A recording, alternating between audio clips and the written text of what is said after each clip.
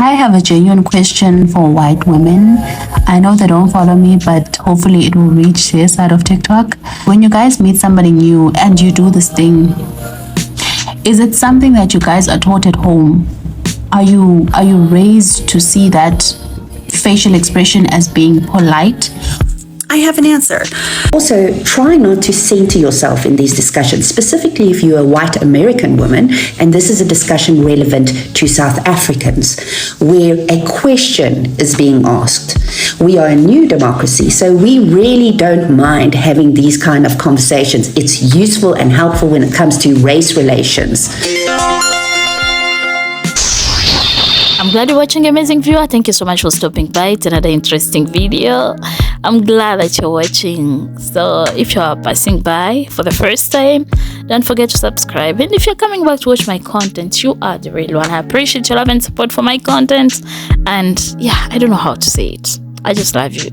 Thank you so much. Let's dive into today's video. We'll be looking at this white smile, and this lady has specifically directed her question to white ladies, and she wanted to know if the smile is genuine. But it's also important to note that not only white ladies have that specific smile, so they have different type of smile on different occasion. You know, when you want to pass by someone without greeting them, or just so we'll get into details later. But I want us first to listen to the whole thought that she had before we listen to people reacting. But first, let's listen to what this smile is about first. You know, just we will try to expand it to all Americans, you know, not just ladies, you know, because this question can be so offensive to some, as it was. Don't forget to leave me your thoughts kindly.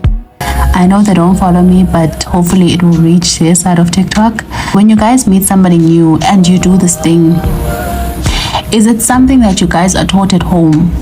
Are you raised to see that facial expression as being polite?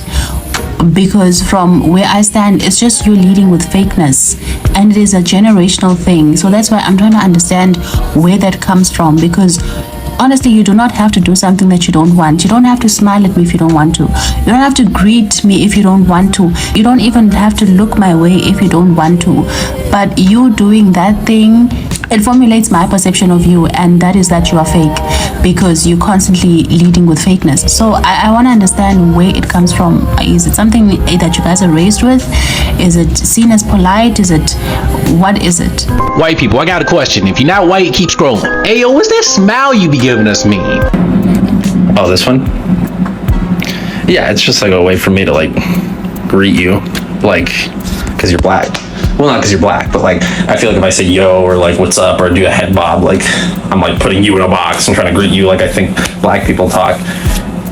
Well, black people don't talk like any one way. I'm not like greeting you different based off your race. Like, I'm not racist. No, because like I listen to rap music and stuff. Not that black people only listen to rap music, but like even when I'm just like hanging out, like I don't like sing along and say the N-word. Like, I wouldn't say that because I'm not racist. Like, even if there's no black people around, which obviously there are because I'm friends with lots of black people, and I would like never say the hard R. Well, I don't say like any R because I don't say it because like I'm not racist. Dude. Like, I'm not treating you different. Okay, but hear me out. It's not just one. The building block of all versions is really to make your lips no longer exist.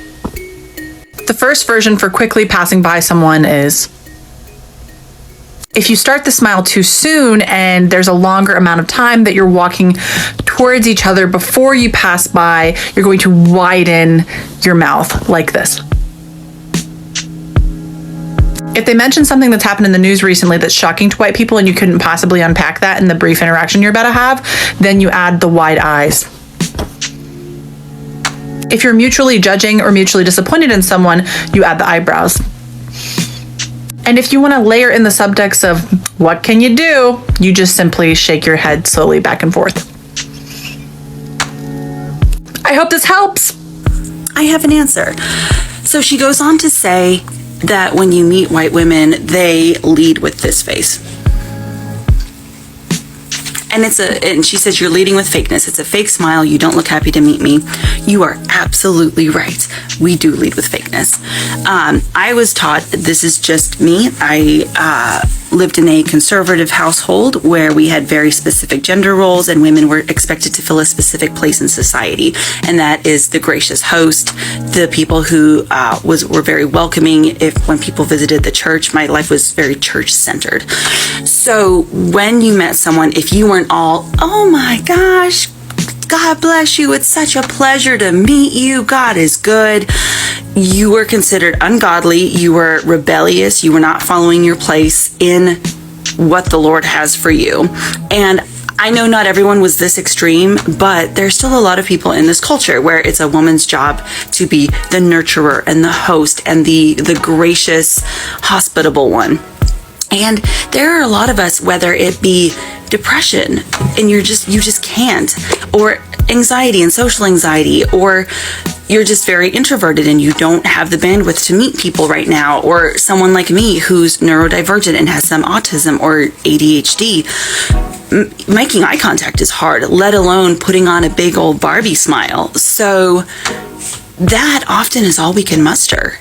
And we do the best we can, but we know we've conditioned that if we don't do this, it's real nice to meet you, then we will get talked to by our spouse, by our oversight, by our dad if we were young enough, and we will get asked what our problem is. Why are we being so rude and mean or discourteous? Because women should be smiling and look happy all the time. If someone asks you how you are, you need to say, oh, I'm great, God is good. You don't say, oh, it was a struggle to shower today because I haven't gotten out of bed in 3 days because I'm so depressed. You just can't. That's not an option for you as a woman in many areas of the United States. I've been a travel nurse now. I've been traveling for 10 years. I've been coast to coast and everywhere in between. And it seems to be a common theme that women are supposed to line your lip and get a grip. And that's part of it, is the fake smile. We might want to meet you, and a lot of us just don't have any more bandwidth left to do the genuine big Barbie hello.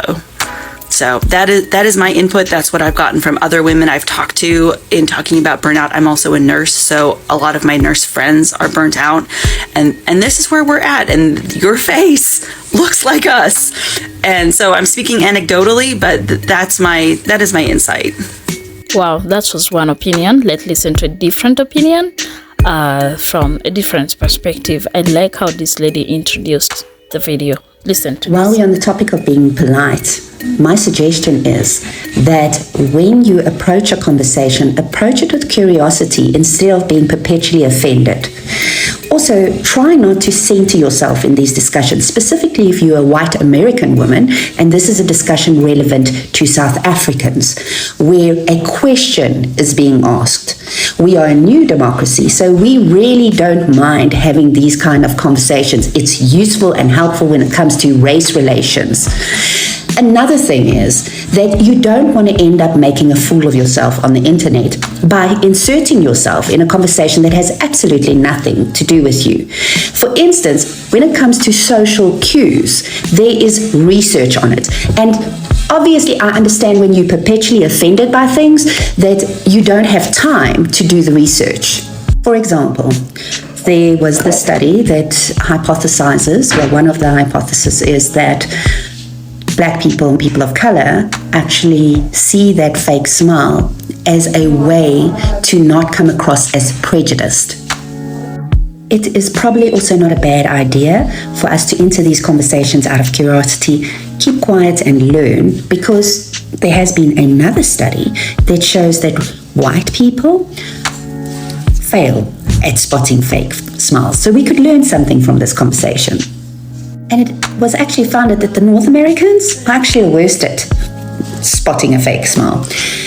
And the inability to differentiate between real and false smiles could lead to serious misunderstandings and negative repercussions in interracial interactions. So let's recap.